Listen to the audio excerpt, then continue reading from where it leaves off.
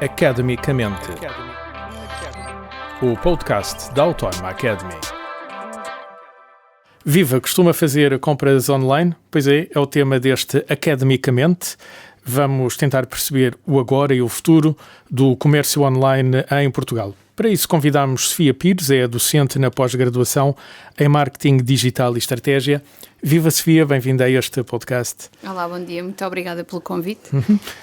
Sofia, antes de irmos tentar fazer alguma futurologia e também fazer a radiografia do comércio eletrónico aqui em Portugal, se calhar é interessante percebermos que as coisas a que chamamos ecossistema digital, esta palavra meio complicada, no fundo, para descrever o mundo em que vivemos hoje em dia, não é? Com todos os aparelhos e hábitos que nos rodeiam, isto mudou. E ao mudar, provavelmente teve impacto no comércio digital, certo? Sem dúvida nenhuma. O marketing digital, nos últimos anos, teve uma ascensão meteórica, digamos assim, em todo o mundo e em Portugal, apesar de com um pouco de atraso em relação a outros mercados mais desenvolvidos, teve exatamente o mesmo percurso. E o e-commerce, no fundo, faz parte também desse ecossistema digital, embora seja muito mais complexo, não é, digamos assim, porque tem uma componente digital, mas depois também tem a componente logística, a componente dos pagamentos. Para quem compra é tudo online, mas para quem entrega há ali uma parte dura. Já vamos tratar da logística. Sim. Estava aqui a pensar, hoje em dia, na Europa andamos, aqui em Portugal seguramente, com um telemóvel no bolso. Isto deve ter impactado nos nossos hábitos de acesso à internet e também ao comércio eletrónico. Quanto mais desenvolvido for o nosso telemóvel, digamos assim, os sites estarem adaptados ao telemóvel, também contribui imenso para o e-commerce crescer. Porque inicialmente, quando tudo isto começou, há 10 anos atrás, os sites eram todos feitos para desktop, digamos assim. Portanto, para o computador. Exatamente. As pessoas só no computador é que conseguiam fazer compras online, porque os sites eram mesmo muito maus, não eram responsivos, não estavam adaptados aos dispositivos móveis. Hoje em dia houve uma evolução brutal ao longo do tempo e qualquer pessoa já consegue fazer compras online com o seu telemóvel, nos transportes públicos, na rua, numa paragem de autocarro, enfim, onde estiver, não só através dos sites, como também nas aplicações, que apesar de terem começado mais tarde a surgir, agora já são, no fundo, qualquer um de nós já faz através de uma aplicação do telemóvel. Sem dúvida, o telemóvel contribuiu definitivamente para o crescimento do e-commerce. Sofia, falou agora numa evolução, por exemplo, nos próprios sites, nas lojas online. Sim. Antigamente era um sarilho, há 10 anos, 15, para encomendar uma loja online, uma coisa cara. Hoje em dia já existem serviços pré-feitos de lojas online que são mais fáceis de usar para comerciantes menos habituados ao mundo digital, digamos assim. Sim, ao longo do tempo houve muita evolução. E se inicialmente os sites eram muito pobres e só 2 ou 3 marcas é que começaram a apostar nisso ainda quando ninguém sabia o que era muito bem o e-commerce, hoje em dia já é diferente, não é? Começaram a surgir os marketplaces também. Hoje qualquer um de nós pode fazer uma loja online ou pode criar um marketplace. Já há, no fundo, ferramentas que nos permitem fazer de forma fácil, claro, uma coisa pequena, um site ou um marketplace onde podemos vender não só para Portugal como para todo o mundo. Conseguimos entrar neste ecossistema das compras e vendas online. Exatamente. As próprias redes sociais devem ter ajudado nesse processo. No início não, porque, mas agora sem dúvida nenhuma. Quando as redes sociais, em teoria, não é, eram um pouco fechadas em si mesmas, o Facebook, o Instagram, o Twitter, enfim, todas as redes sociais queriam criar a comunidade e que os utilizadores ficassem dentro. Fechados lá dentro. Exatamente. Entretanto, começaram a perceber, isso é uma das tendências também, começaram a perceber o potencial do e-commerce e começaram a abrir, no fundo, as redes redes sociais e inclusivamente a incluir funcionalidades dentro das redes sociais que permitem diretamente as pessoas comprar, ou seja, a pessoa está a navegar no seu Instagram, no feed do seu Instagram e rapidamente clica em comprar e vai para o site, coisa que há uns anos atrás nem sequer havia links. Era mesmo nestas redes, eram mesmo redes fechadas. Não tinham sequer essa funcionalidade e era propositado. Neste momento é exatamente o oposto. As redes sociais contribuem de facto muito para o sucesso do e-commerce e a tendência é que isso cresça cada vez mais. E no e-commerce, por exemplo, aqui em Portugal, há um antes da pandemia e um depois da pandemia? Eu acho que a pandemia teve um papel decisivo no crescimento do e-commerce em Portugal. Se antes da pandemia só as grandes marcas é que apostavam no e-commerce, digamos assim, a partir da pandemia qualquer até mercearia percebeu o impacto que ter um site online produzia, digamos assim, nas suas vendas. Eu recordo-me, até a título pessoal, que estávamos todos desesperados para ir às compras e arranjei maneira de comprar cabazes de frescos, digamos assim, online, de forma bastante arcaica, digamos assim, quase que mandar um e-mail e a pessoa vinha-me trazer a casa, mas hoje em dia essa mesma mercearia já tem um site e já consigo fazer a encomenda online, inclusivamente acrescentar além do cabaz outras coisas e vem-me entregar à porta. Portanto, há definitivamente um antes e um depois, da pandemia. O hábito ficou. O hábito ficou, sem dúvida nenhuma. Sofia, vamos fazer um retrato de Portugal, se calhar aqui de quem vende e de quem compra, não é? Quem é que são os grandes vendedores de e-commerce em Portugal? Qual é que é a situação do ponto de vista da venda do e-commerce em Portugal?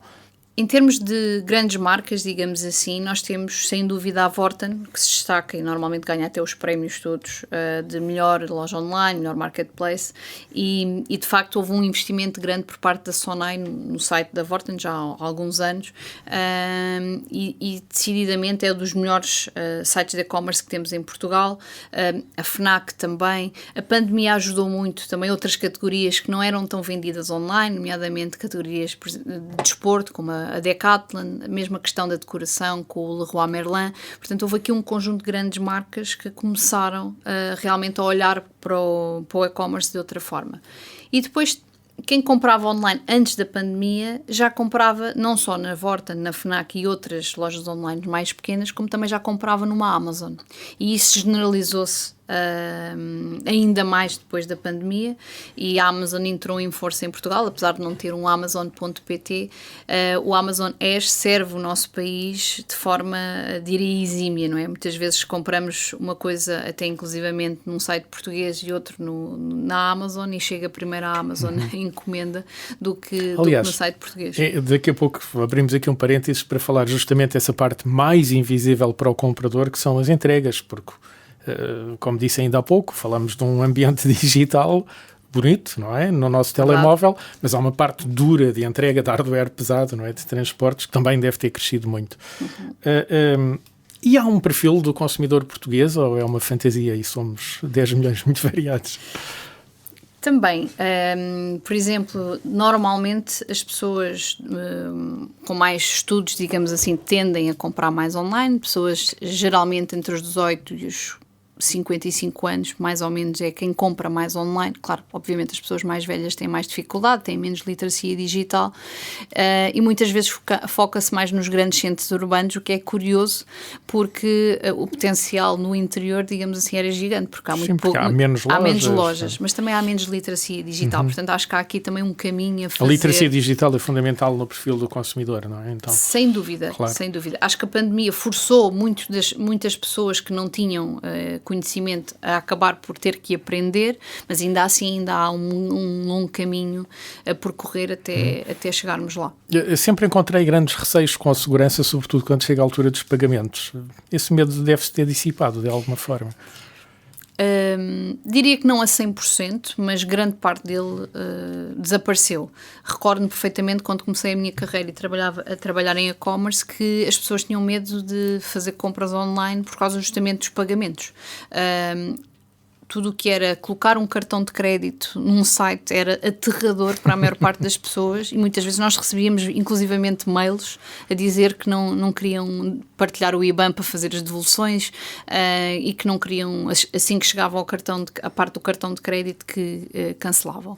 Acho que o facto de haver cada vez mais novos meios de pagamento e o MBWay, sobretudo, teve aqui um papel decisivo, e a referência multibanco, sem dúvida. A referência multibanco é muito confiável, parece que toda a gente confia Exatamente. nela. Podem ser mais caras de gerar do que os MBWays, não é? Sim. Mas o MBWay também deve ter dado uma certa confiança ao trocarmos um cartão de crédito por uma referência digital, não é? Sem dúvida, sem dúvida. Primeiro, a referência multibanco deu um boost gigante às compras online, embora do ponto de vista de quem está deste lado a gerir o e-commerce, não é propriamente... é mais caro, não é? Também, e é uma coisa que depois é difícil de gerir. Porquê? Porque nós podemos ter 50 encomendas e só temos 20 pagamentos, não é? E as pessoas às vezes desistem, geram a referência e depois não compram. Mas há sempre estratégias, digamos assim, para tentar recuperar. Mas sem dúvida, ainda hoje a referência multibanco é portanto, o meio de pagamento mais utilizado, sendo que o MBWay está a crescer muito, muito, muito. Eu diria que em pouco tempo vai certamente ultrapassar a referência multibanco. Como meio de pagamento, vejo muitos jovens na universidade usarem o telemóvel e o MBWay também. Sim. Sim. Hoje em dia acho que toda a gente paga com o MBWay. Ainda me lembro às vezes, com o desenvolvimento dos sites, não é? Porque isto implica tudo alterações estruturais, do MBWay não ser considerado prioritário na altura, porque já havia a referência multibanco e o cartão, mal nós sabíamos depois o boom que foi, mas ajudou imenso. Não há dúvida nenhuma que a partir do momento em que o MBWay se generalizou, digamos assim, é muito mais fácil comprar, porque as pessoas muitas vezes a referência e copiar, depois não sabem o número de cartão, desistem e acabam por ir à loja. Com o MBWay é o número de telefone, é muito rápido, portanto conseguem logo efetivar a compra no momento, e isso faz com que muitas vezes até a compra por impulso seja concretizada na altura. Quem trabalha em e-commerce é ótimo. Também deve ter facilitado nesse campo. Sim, sem dúvida. Bom, mas já dissemos aqui tanta vez que há sempre uma parte dura da logística. Vamos lá entrar na logística. Estávamos habituados a ver encomendas distribuídas pelo CTT há muitos anos. Sim. Hoje em dia temos imensos operadores, os canais de distribuição são múltiplos e provavelmente a uma escala ibérica, como disse ainda há pouco, porque quem compra online consegue perceber, através deste tracking, não é? Do seguimento da encomenda, para onde é que a encomenda passa, para onde é que vem, e não é raro vermos encomendas a sair de Espanha. Eu diria que é até bastante comum, inclusive em lojas que nós compramos, até por exemplo o grupo Inditex com a Zara, etc., ou mesmo outro, a Mango. Lojas de roupa tendencialmente que tenham a sede em Espanha, muitas vezes nós compramos no site em Portugal e a roupa vem diretamente do armazém de Espanha, porque de facto a logística entre Espanha e Portugal funciona bastante bem e é bastante rápido. Agora, digamos assim, também houve aqui uma grande evolução, e acho que a pandemia também teve aqui um grande papel em as empresas perceberem que tinham que investir na distribuição. Na distribuição, sim, porque nós vimos que houve houve rupturas de estoque, inclusivamente na pandemia, houve muitos atrasos.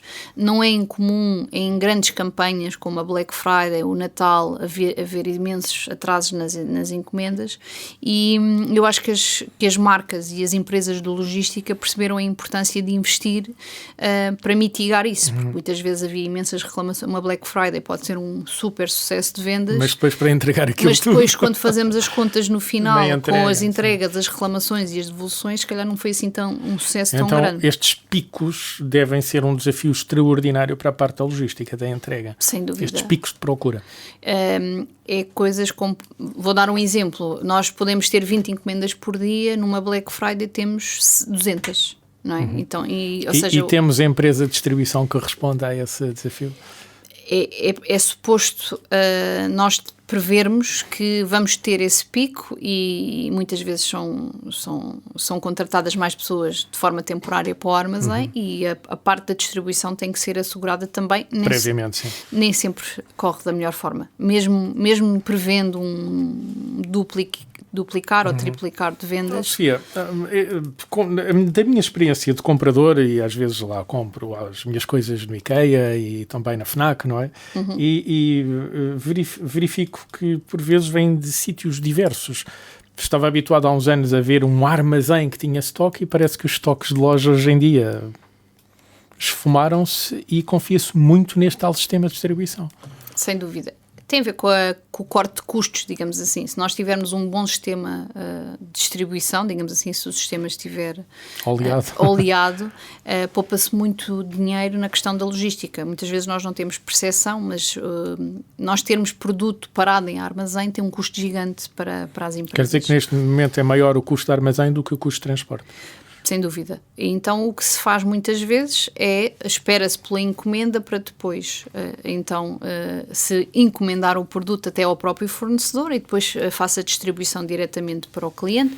O marketplace, inclusivamente, veio aqui também mudar um bocadinho o paradigma e a pessoa quando está, por exemplo, a comprar num site como, por exemplo, o da Vorten, pode estar a comprar à Vorten por exemplo, um frigorífico e pode estar a comprar uma cama de viagem ao fornecedor. São coisas muito diferentes, vêm de sítios diferentes. Vêm de sítios diferentes, exatamente. E se a máquina estiver bem montada, digamos que o consumidor é informado que a encomenda, que é só uma, tem o produto A que vai ser expedido por X e vai ser entregue no dia tal, e o outro vai ser expedido por outro fornecedor e vai ser entregue no outro dia qualquer. No outro dia qualquer. Isso, em teoria, é o que devia acontecer e já acontece em algumas marcas, mas, claro, nem toda a gente tem o poder financeiro, digamos assim, de uma Vorten, de uma Fnac, de um IKEA, mas claro que a tendência será sempre essa, e os marketplaces vieram-nos mostrar que isso é possível e que acontece e que até funciona muito bem. E que os grandes players estão a fazê-lo bem, em princípio.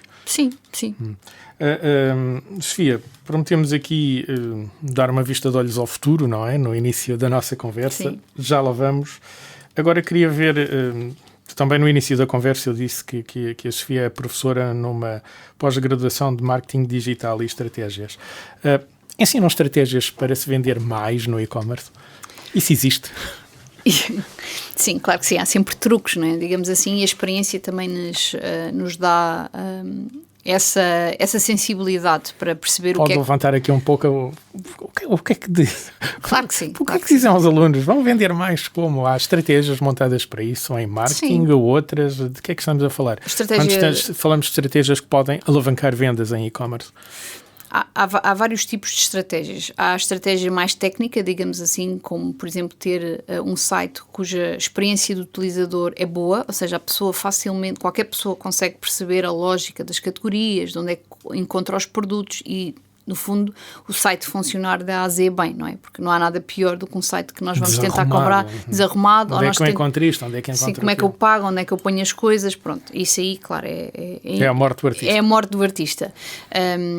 Há essa vertente, depois temos a componente das campanhas do marketing digital, não é? Do ecossistema digital, onde temos publicidade, que no fundo faz com que a pessoa seja induzida, digamos assim, a comprar, portanto, nem que seja por impulso, porque muitas vezes. A publicidade digital permite fazer uma excelente segmentação de público-alvo. Ou seja, a pessoa está à procura... E paga-se efetivamente por aquilo que se clica, não é? Exatamente. Uma pessoa está, por exemplo, à procura de uma televisão e depois é, entre aspas, bombardeada com anúncios de televisões e promoções e e-mails. Enfim, há uma panóplia de meios digitais que depois podem impactar o consumidor para depois efetivar a sua compra. E depois temos também a componente mais comercial, que tem a ver com a questão de como é que nós arrumamos o nosso site, digamos assim, para potenciar a compra. Temos, por exemplo, as pré-vendas, temos a questão das últimas unidades, temos os saldos, temos a forma como nós arrumamos a própria homepage com os destaques que são sempre os produtos que nós queremos vender. Portanto, há ali isso é quase como a montra da loja bem arrumada, não é? Exatamente. E as campanhas na loja bem arrumadas. Exatamente. Pelo menos nas lojas físicas deve ser transponível de alguma forma, provavelmente bem diferente, para uma loja online. Então. E é sem dúvida, aliás, a forma como nós arrumamos, digamos assim, os produtos, arrumamos a nossa homepage, portanto, a página inicial do site, influencia e muito as compras, digamos. Se nós quisermos, por exemplo, escoar stock de um produto, termos uma sinalética, digamos assim, uma chamada de atenção a dizer últimas unidades, é muito mais provável que se consiga efetivar a compra e despachar o stock todo do que se não tivermos essa informação. Eu dou sempre o exemplo do Booking, que acho que toda a gente conhece e toda a gente já reservou, ou pelo menos já foi lá ver os comentários. Quando nós entramos em qualquer hotel ou apartamento do Booking, aparece muitas vezes mensagens a dizer que é as últimas unidades, ou alguém já... O último quarto disponível, dois últimos etc. quartos disponíveis. São todas estratégias que impulsionam, no fundo, a venda. É óbvio que muitas vezes, se um turismo rural no meio da Serra da Estrela não terá 50 visualizações, nem foi o último quarto a ser visualizado naquele momento. Mas é uma forma de apelar à urgência do ajudar consumidor ali nas indecisões. Claro que sim, sem dúvida. E no fundo, claro, isto é só uma pontinha do véu, mas são aqui 3 famílias de estratégias para alavancar vendas sem dúvida nenhuma no comércio online. Olha, e agora, Sofia, não trouxe a bola de cristal aqui para o nosso estúdio, mas eu vou pedir que lhe diga como é que vai ser o futuro deste setor do comércio online em Portugal. Eu acho que o e-commerce vai crescer, e essa é a tendência em todo o mundo, e em Portugal não vai ser diferente. O que é que vai ser decisivo? É a forma como em Portugal nós vamos apostar também e investir no e-commerce, porque lá fora já temos várias tendências que vão ser obviamente importadas para Portugal, pode demorar mais ou menos tempo, mas quando falamos em tendências, estamos a falar de quê? A inteligência artificial, que vai ajudar muito, por exemplo, nesta questão dos estoques, mesmo na questão da personalização do site, não é? Nós vamos chegar ao ponto em que nós entramos no site e o site adapta-se àquilo que nós procuramos. Isso é sempre o ideal, não é? Ter um site diferenciável para cada segmento de cliente ou para cada cliente. Exatamente, porque muitas vezes acontece nós estarmos à procura, por exemplo, da televisão e nós recebemos uma newsletter de frigoríficos. E isso, hoje em dia, com os dados que nós temos e com a tecnologia que já existe, não faz assim tanto sentido. Portanto, com o tempo e com o investimento... Já aqui tratámos noutros episódios Big Data, como ela pode ajudar justamente em mecanismos desta natureza. Que as campanhas sejam muito mais eficazes e muito mais impactantes. Qualquer consumidor vai se sentir muito mais compelido a comprar, porque no fundo nós estamos a oferecer-lhe aquilo que ele estava à procura. Vamos ter Big Data e inteligência artificial a auxiliar a construção do negócio online. Não tenho a menor dúvida sobre isso. Isso vai ser a grande tendência. Depois vai haver outras que já estão em vigor, digamos assim, no estrangeiro, nomeadamente a questão das redes sociais, que se chama o social commerce, o voice commerce, que é no fundo nós falarmos com o nosso assistente pessoal do Google, a Siri ou a Alexa, e dizer que queremos comprar alguma coisa e fazem por nós. Portanto, isto já existe, por exemplo, no Reino Unido, já é muito comum, qualquer pessoa fala... Geralmente começas primeiro no inglês, depois depois é transportado para cá. Já vai havendo um ou outro site em Portugal que já começam a testar, mas ainda não se generalizou. Isso é uma questão de tempo. Mas será uma tendência também. Sim, a realidade aumentada também, portanto, fazer algum... Mais uma vez, utilizar a tecnologia para tentar aproximar... Sim, quero dar um exemplo como é que a realidade aumentada pode ser usada em comércio? Sim, por exemplo... Vamos imaginar, isto já existe, numa loja de roupa nós temos às vezes muita dificuldade com as medidas, então é possível gerar através da tecnologia quase um holograma da nossa fisionomia, digamos assim, para perceber se aquela roupa nos serve ou não. Porque é uma das dúvidas que eu encontro muito em alguma resistência até na compra online de roupa, será que isto me fica bem, não é? No manequim viu-se na fotografia, mas como é que isto fica? Há coisas mais simples que já existem, nomeadamente simuladores, onde nós colocamos as nossas medidas e dá-nos a peça, portanto, o seu tamanho nesta roupa é o S, o M ou o L, portanto, isto é uma coisa mais simples. Mas ter ali um género de um avatar meu que se veste, deve ser fascinante. Isso já existe. Deve ser fascinante isso. Em Portugal ainda não se vê muito, mas já existe, portanto, é o caminho. E depois é a questão do entretenimento, que também já se vai vendo, Isto é uma tendência muito da China, que é sempre o pioneiro no e-commerce, digamos assim, mas tornar o e-commerce uma experiência de entretenimento. Já existem alguns lives onde até já foram convidados apresentadores de televisão para mostrar como é que se compra online nos sites. Já aconteceu com a Cristina Ferreira, penso que o Hermano José, com o Nilton, enfim, já com algumas pessoas conhecidas, e a ideia é um bocadinho essa, que a pessoa, enquanto está a ter uma experiência de entretenimento, faz as suas compras. Portanto, isso é agora a tendência na China, e mais tarde ou mais cedo haverá de chegar aqui também. Haverá de chegar aqui, sem dúvida nenhuma. Sofia, muito obrigado pelo tempo que despender a explicar-nos este comércio digital de hoje em Portugal e este comércio digital, estas tendências, provavelmente sem bola de cristal, mas serão o futuro do comércio digital em Portugal. Obrigado pelo tempo que despender para nos ajudar a transportar estes conhecimentos para a sociedade. Obrigada eu. Academicamente. Este programa foi gravado nos estúdios da Universidade Autónoma de Lisboa.